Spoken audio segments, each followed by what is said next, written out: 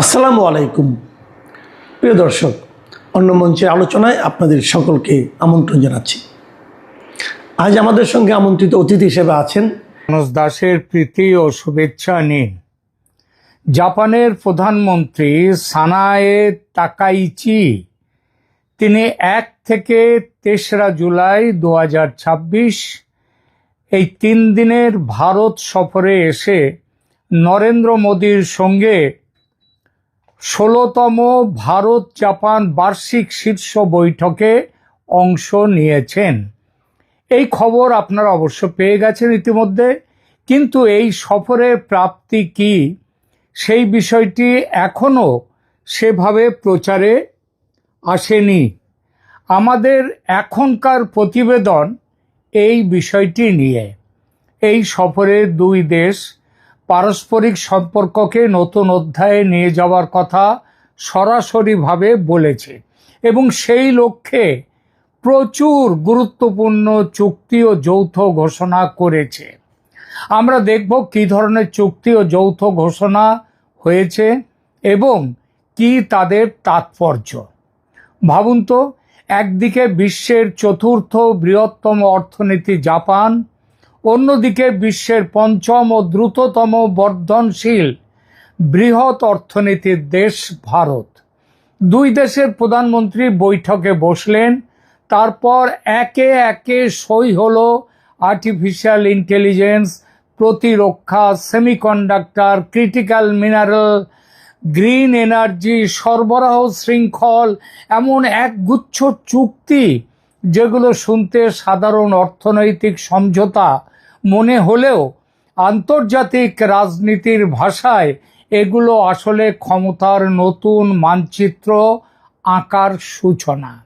প্রশ্ন হচ্ছে, এই চুক্তিগুলো কি শুধুই ভারত জাপানের সম্পর্ককে আরো গভীর করবে, নাকি এর মাধ্যমে চীনের বিরুদ্ধে তৈরি হচ্ছে এক নতুন অর্থনৈতিক ও প্রযুক্তিগত জোট? আর সবচেয়ে বড় প্রশ্ন, আমেরিকা কি ভারত জাপানের এসব চুক্তির জন্য খুশি হবে, নাকি ভারতের ক্রমবর্ধমান স্বাধীন অবস্থান ওয়াশিংটনের মধ্যেও তাদের মনেও নতুন হিসাব নিকাশ শুরু করাবে? আমরা আরও দেখব প্রতিবেশী দেশ বাংলাদেশে এই চুক্তির কোনো প্রভাব পড়তে পারে কিনা। আজকের ভিডিওতে আমরা ধাপে ধাপে এই সমস্ত প্রশ্নের উত্তর খুঁজব। প্রথমে বলি, কেন এই সফর এত গুরুত্বপূর্ণ? অনেকে ভাবতে পারেন ভারত জাপানের মধ্যে তো আগেও সম্পর্ক ছিল, নতুন কি? আসল পরিবর্তনটা এসেছে আন্তর্জাতিক পরিস্থিতিতে, আর তারই দরুন এবারের এই সম্মেলনে যে সমস্ত চুক্তি বা সমঝোতা এলো দুই দেশ, তাদের একটা আলাদা গুরুত্ব আছে। চীন এখন দক্ষিণ চীন সাগর থেকে শুরু করে পূর্ব চীন সাগর, তাইওয়ান প্রণালী, হিমালয়, সব জায়গাতেই নিজের প্রভাব বাড়ানোর চেষ্টা করছে। অন্যদিকে ইউক্রেন যুদ্ধ এবং পশ্চিম এশিয়ার অস্থিরতা দেখিয়ে দিয়েছে বিশ্ব অর্থনীতি কয়েকটি দেশের ওপর অতিরিক্ত নির্ভর যদি করে বিশ্বের অর্থনীতি, তাহলে পুরো শিল্প ব্যবস্থা বিপর্যস্ত হয়ে যেতে পারে। এই কারণেই এখন একটি নতুন শব্দ খুব জনপ্রিয় হয়েছে, সেটা হলো ফ্রেন্ড শোরিং। অর্থাৎ যেসব দেশকে রাজনৈতিকভাবে বিশ্বাস করা যায়, বন্ধু হিসেবে ধরে নেওয়া যায়, তাদের মধ্যে শিল্প সরবরাহ ব্যবস্থা নতুন করে এবং শক্ত করে গড়ে তোলা। ভারত এবং জাপানের এই বৈঠক মূলত হলো কিন্তু সেই লক্ষ্যে, এবং সেই গুরুত্বের জন্যই আজকে এই প্রতিবেদন আমি করতে বসলাম। সবচেয়ে গুরুত্বপূর্ণ যে চুক্তি হয়েছে দুই দেশের মধ্যে, সেটা হচ্ছে ইকোনমিক সিকিউরিটি। এই সফরের সবচেয়ে বড় ঘোষণা হলো ইকোনমিক সিকিউরিটি পার্টনারশিপ। এর অর্থ কি? আজ পৃথিবীর অধিকাংশ ইলেকট্রনিক্স শিল্প নির্ভর করে যে জিনিসগুলোর উপর হলো সেমিকন্ডাক্টর, বিরল খনিজ যেগুলো রেয়ার আর্থ ম্যাটেরিয়ালস বলে, উন্নত ব্যাটারি, উচ্চ প্রযুক্তির উপাদানের উপর। আর এই পুরো শৃঙ্খলের অনেকটাই এখন চীনের নিয়ন্ত্রণে। চীন বিশ্বের রেয়ার আর্থ প্রক্রিয়াকরণের বড় অংশ নিয়ন্ত্রণ করে। ফলে কোনো রাজনৈতিক উত্তেজনা তৈরি হলে শিল্প উৎপাদন ব্যাহত হওয়ার আশঙ্কা থাকে। ভারত ও জাপান এখন সিদ্ধান্ত নিয়েছে যে এই চীন নির্ভরতা ধীরে ধীরে কমানো হবে।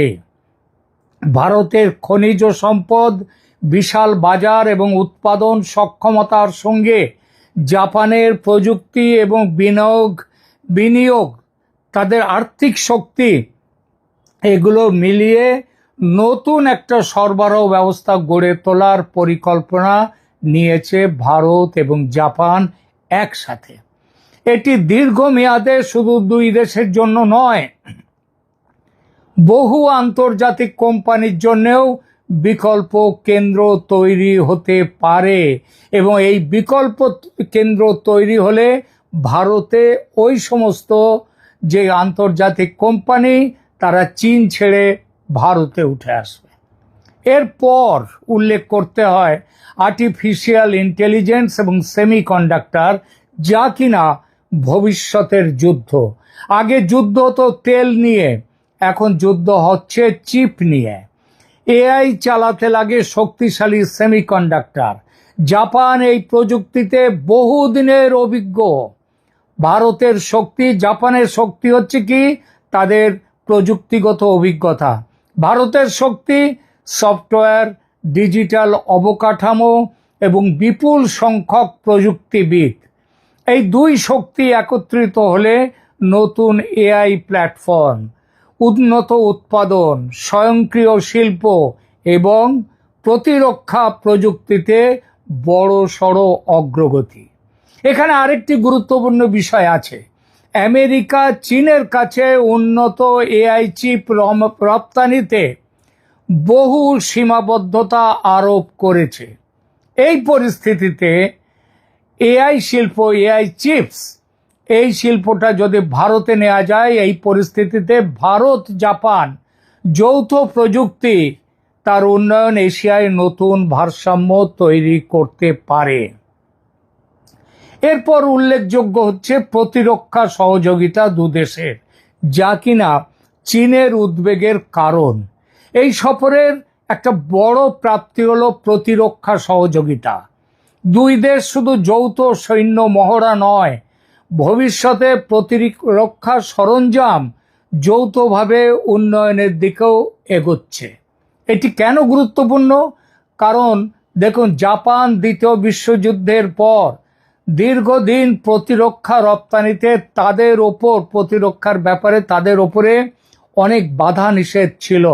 প্রতিরক্ষা রপ্তানিতেও তাদের অত্যন্ত সংযত রাখা হয়েছিল এবং তাদেরকে তাদের যে প্রতিরক্ষা ব্যাপারটা অনেকটা দেখে এসছে আমেরিকা। আমেরিকার বহু সৈন্য জাপানে আছে। এখন পরিস্থিতি বদলাচ্ছে। চীন পূর্ব চীন সাগরে নিয়মিত সামরিক উপস্থিতি বাড়িয়ে চলেছে। ভারত লাদাখ সীমান্তে চীনের চাপের মুখে। অর্থাৎ ভারত জাপান দুই দেশই একই কৌশলগত চাপ চীনের কাছ থেকে অনুভব করছে। এই কারণে প্রযুক্তি ভাগাভাগি এবং যৌথ প্রতিরক্ষা উন্নয়ন ভবিষ্যতে ইন্দো প্যাসিফিক অঞ্চলের নিরাপত্তা কাঠামোকে আরও শক্তিশালী করতে পারে। এসব চুক্তির চীনের ওপর সম্ভাব্য প্রভাব কি হতে পারে, এটা দেখা যাক। এটাই এই মুহূর্তের সবচেয়ে গুরুত্বপূর্ণ প্রশ্ন। চীন কি ভয় পাবে? ভয় শব্দটি নিশ্চিতভাবেই অতিরঞ্জিত, তবে উদ্বিগ্ন হওয়ার যথেষ্ট কারণ রয়েছে চীনের। কারণ যদি ভারত জাপান মিলে বিকল্প সাপ্লাই চেইন গড়ে তোলে, তাহলে বহুজাতিক সংস্থা ধীরে ধীরে উৎপাদনের একটি অংশ চীনের বাইরে সরিয়ে নিতে পারে এবং তাদের অবশ্যম্ভাবী গন্তব্য হবে ভারত। এর ফলে চীনের উৎপাদন নির্ভর অর্থনীতি প্রতিযোগিতার মুখে পড়বে। দ্বিতীয়ত, ভারত, জাপান, অস্ট্রেলিয়া এবং আমেরিকা এরা মিলে তো কোয়াড তৈরি করেছে এবং আরও অন্যান্য অংশীদার দেশের মধ্যে প্রযুক্তি ও নিরাপত্তা সহযোগিতা বাড়লে ইন্দো প্যাসিফিকে চীনের কৌশলগত স্বাধীনতা অনেকটাই সীমিত করা যেতে পারে। তবে এটাও মনে রাখতে হবে, চীন এখনো বিশ্বের অন্যতম বৃহৎ উৎপাদন কেন্দ্র এবং সর্ববৃহৎ উৎপাদন কেন্দ্র বললেও হয়তো বেশি বলা হবে না। অতএব এই পরিবর্তন যেটা চাওয়া হচ্ছে, ভাবা হচ্ছে, সেটা রাতারাতি হবে না। এটা একটা দীর্ঘমেয়াদী প্রতিযোগিতা।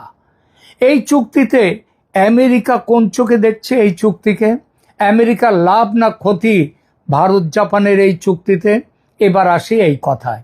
প্রথম নজরে মনে হতে পারে আমেরিকার তো খুশি হওয়ারই কথা, কারণ ওয়াশিংটন বহুদিন ধরে চীনের বিকল্প সরবরাহ ব্যবস্থা তৈরির পক্ষে।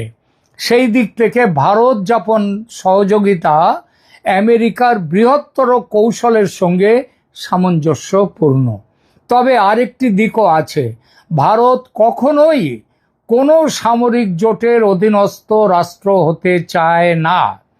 সেটা আমেরিকারও হয়নি, রাশিয়ারও হয়নি, কারোরই হয়নি। ভারত চায় আমেরিকার সঙ্গে কাজ করবে, জাপানের সঙ্গে কাজ করবে, রাশিয়ার সঙ্গে কাজ করবে, প্রয়োজন হলে অন্য অংশীদার এমনকি চীনের সঙ্গেও নিজস্ব স্বার্থে, নিজেদের স্বার্থে সহযোগিতা করবে।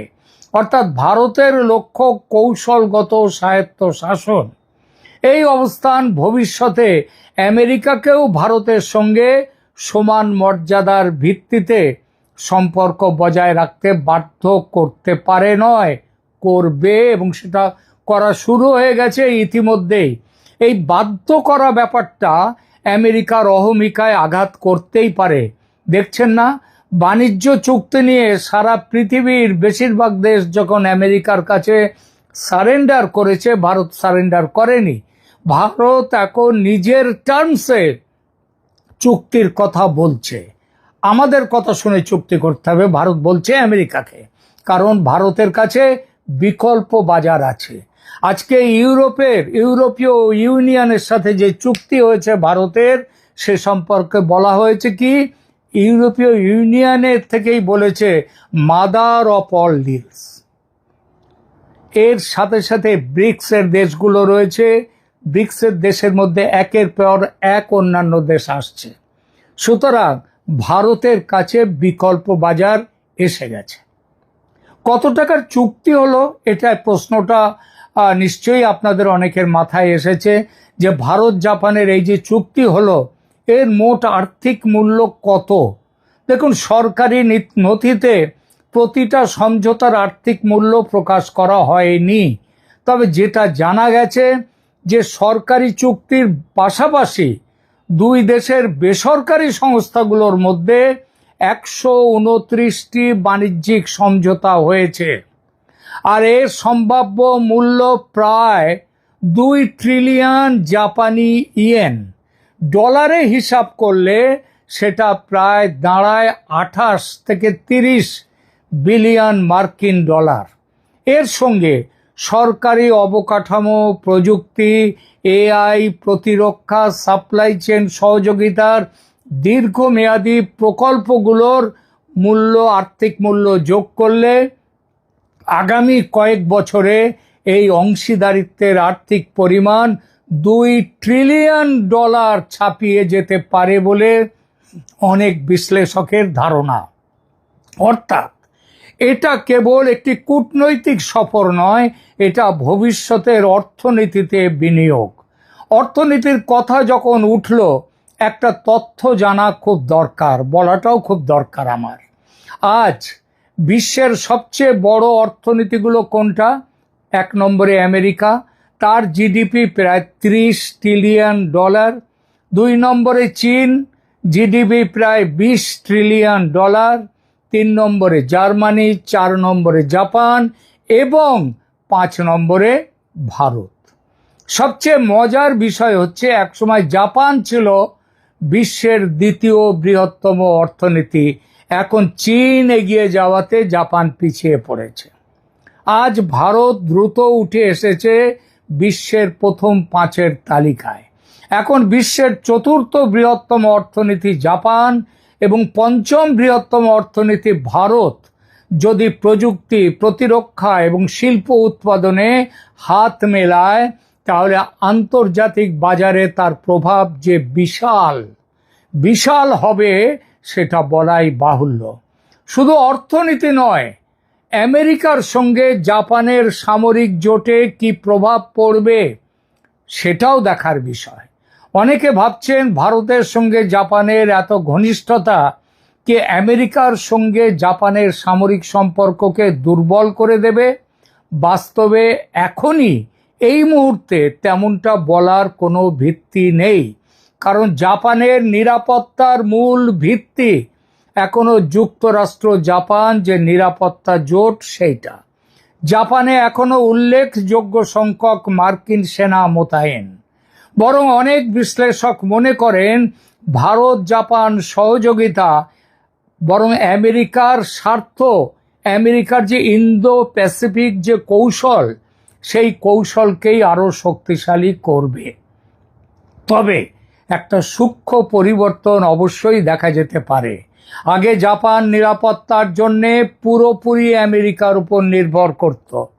এখন যদি ভারতের মতো আঞ্চলিক শক্তির সঙ্গে প্রতিরক্ষা, প্রযুক্তি ও উৎপাদনে গভীর সম্পর্ক গড়ে ওঠে, তাহলে ভবিষ্যতে জাপানেরও কৌশলগত বিকল্প বাড়বে। এতে আমেরিকার সঙ্গে জোট ভাঙবে না, কিন্তু জাপান আরও আত্মনির্ভর ও বহুমুখী অংশীদারিত্বের দিকে এগোবে। বাংলাদেশের কি হবে? বাংলাদেশ কি এই চুক্তির ফলে নতুন কোনো কূটনৈতিক চাপে পড়বে? একটি গুরুত্বপূর্ণ তথ্য আপনাদের নিশ্চয়ই জানেন যে স্বাধীনতার পর থেকে বাংলাদেশের সবচেয়ে বড় দ্বিপাক্ষিক উন্নয়নের সহযোগী দেশ হচ্ছে কিন্তু জাপান। জাপান থেকে একটি রাষ্ট্র হিসেবে বাংলাদেশের সবথেকে বেশি ঋণ ওয়ার্ল্ড ব্যাংক, তারপরে এডিবি এবং তারপরে চীন নয় জাপানের কাছ থেকে বেশি ঋণ। দেখুন, বাংলাদেশের মেট্রো রেল, মাতারবাড়ি গভীর সমুদ্র বন্দর, বিভিন্ন সেতু, পদ্মা সেতু ইত্যাদি, বিদ্যুৎ প্রকল্প, এই সবের পেছনে জাপানের বিপুল ঋণ ও বিনিয়োগ রয়েছে। অন্যদিকে সাম্প্রতিক বছরগুলিতে বাংলাদেশ ও চীনের অর্থনৈতিক ও অবকাঠামোগত পরিকাঠামোগত সম্পর্ক অনেক গভীর হয়েছে। ফলে স্বাভাবিকভাবেই প্রশ্ন উঠতে শুরু করেছে, ভারত জাপান সম্পর্ক আরো ঘনিষ্ঠ হলে বাংলাদেশ কি চাপে পড়বে? এর উত্তর এতটা সরল নয় যে এক কথায় দেয়া যাবে। জাপান সাধারণত উন্নয়ন সহযোগিতাকে ভূ রাজনৈতিক প্রতিদ্বন্দ্বিতার সঙ্গে সরাসরি মেশাতে চায় না। তাই শুধুমাত্র ভারত জাপান ঘনিষ্ঠতার কারণে বাংলাদেশের ঋণ বা প্রকল্পে তাৎক্ষণিক কোনো পরিবর্তন হবে এমন প্রমাণ নেই। তবে যদি ভবিষ্যতে ঢাকা এমন কোনো নীতি গ্রহণ করে বা বড় বেশি চীন ঘনিষ্ঠ হয় এবং টোকিওর যে ইন্দো প্যাসিফিক কৌশল বা আঞ্চলিক স্থিতিশীলতার সঙ্গে যদি কোনো সংঘাত তৈরি করে, তাহলে জাপান তার বিনিয়োগ, ঋণ বা কৌশলগত অগ্রাধিকার বাংলাদেশ থেকে সরিয়ে নিতে পারে, নতুন করে মূল্যায়ন করতে পারে। অর্থাৎ বাংলাদেশের সামনে আগামী দিনে সবচেয়ে বড় চ্যালেঞ্জ হবে শুধু ভারত, চীন, আমেরিকার মধ্যে ভারসাম্য বজায় রাখাটা নয়, তাদের সঙ্গে জাপানের সঙ্গেও ভারসাম্য বজায় রাখা। প্রিয় দর্শক, আজকের পৃথিবী আর কোল্ড ওয়ারের পৃথিবী নয়। এখন আর দুটো শিবির নেই। Bharat, Japan, America, Russia, Europe, এমনকি মধ্যপ্রাচ্যের দেশগুলো পর্যন্ত একই সঙ্গে সহযোগিতা ও প্রতিযোগিতার কৌশল অনুসরণ করছে। ভারত জাপানের এই চুক্তি তাই শুধু দ্বিপাক্ষিক সম্পর্ক নয়, এটি এশিয়ার নতুন শক্তির ভারসাম্য গড়ে ওঠার একটি গুরুত্বপূর্ণ অধ্যায়। চীন এটিকে নজরে রাখবে, আমেরিকা এটিকে স্বাগত জানাবে, আর বাংলাদেশের মতো দেশগুলোর সামনে আসবে ভারসাম্য রক্ষা করার কূটনৈতিক চ্যালেঞ্জ। এই চ্যালেঞ্জ আরও জটিল হয়ে উঠবে আগামী দিনে। এই সফরের, জাপানি প্রধানমন্ত্রীর এই সফরের আসল তাৎপর্য কয়েকটা চুক্তিতে সীমাবদ্ধ নয়, বরং এটা দেখিয়ে দিল এশিয়ার শক্তির ভারসাম্য ধীরে ধীরে বদলাচ্ছে। ভারত শুধু এখন একটা বড় বাজার নয়, বরং প্রযুক্তি, প্রতিরক্ষা, উৎপাদন এবং আন্তর্জাতিক সরবরাহ ব্যবস্থার কেন্দ্র হিসেবে নিজেকে প্রতিষ্ঠিত করার চেষ্টা করছে ভারত। জাপানও বুঝেছে আগামী দশকে এশিয়ায় যদি কোনো নির্ভরযোগ্য অংশীদারের উপর বড় আকারে বিনিয়োগ করতে হয়, তাহলে তার নাম হচ্ছে ভারত। ভারতের গুরুত্ব উপেক্ষা করা যাবে না। শেষ প্রশ্নটা প্রিয় দর্শক আপনাদের জন্য, আপনাদের কি মনে হয় ভারত জাপানের এই নতুন অংশীদারিত্ব কি আগামী দশকে এশিয়ার শক্তির ভারসাম্য বদলে দিতে পারবে, নাকি চীন এখনো এতটাই শক্তিশালী যে এই উদ্যোগের প্রভাব সীমিত থাকবে? আপনার মতামত অবশ্যই কমেন্টে লিখুন। ভিডিওটি ভালো লাগলে লাইক, শেয়ার এবং চ্যানেলটি সাবস্ক্রাইব করতে ভুলবেন না। আগামী ভিডিওতে আবার দেখা হবে। ধন্যবাদ।